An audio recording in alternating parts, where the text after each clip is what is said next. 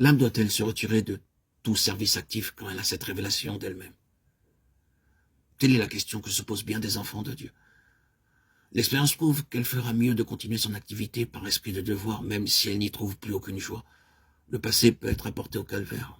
Et comptant sur la vie de Jésus par la foi en la puissance de Dieu, Colossiens 2,19, celle qui aura été l'objet de cette révélation trouvera les forces suffisantes pour continuer son service. De quelque manière que Dieu nous éprouve, si nous nous réfugions en lui, nous pouvons toujours compter sur sa force toute puissante pour accomplir tout ce qu'il place devant nous sur le chemin du devoir. Reculer parce que nous n'y trouvons plus de plaisir tout terrestre et charnel, ce serait concéder quelque chose à la chair et nous prendre en pitié. Parce que Dieu prend notre vie en main et nous révèle notre vraie condition à ses yeux, ce n'est pas une raison pour envoyer à vide ceux qui viennent à nous, demandant que nous les aidions dans leurs difficultés. Si d'autre part, nous avons le sentiment d'être entraînés à l'action par des tiers et non par Dieu, remettons-lui toutes choses afin que, en son propre temps et à sa manière, il nous rende libres. Il peut employer nos liens et s'en servir comme de moyens pour nous crucifier expérimentalement dans notre vie et dans nos plans. Que le racheté veille à ne pas perdre son repos en cherchant à connaître le Seigneur. Tu ne peux aller plus vite que ne te porterait une entière dépendance de Dieu. Si notre volonté est droite, sans déviation, si nous obéissons promptement à sa volonté, le bien-aimé nous conduit en toute sécurité. Et il nous portera.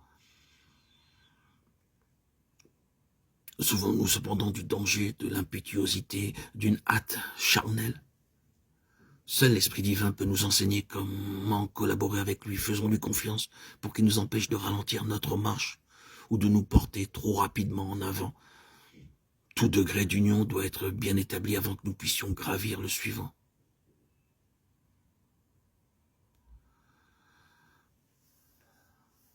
Quelqu'un demandera peut-être comment saurais-je que c'est bien le Seigneur qui m'invite à me lever et à le suivre? Par le profond désir que crée l'Esprit divin dans le cœur, ardent désir de connaître Dieu davantage.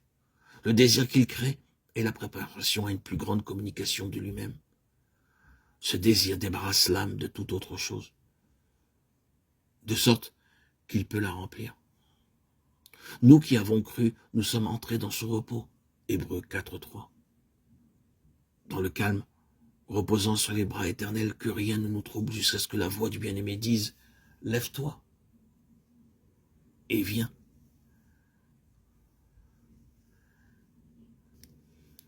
Remettons-lui toutes choses afin que, en son propre temps et à sa manière, il nous rende libres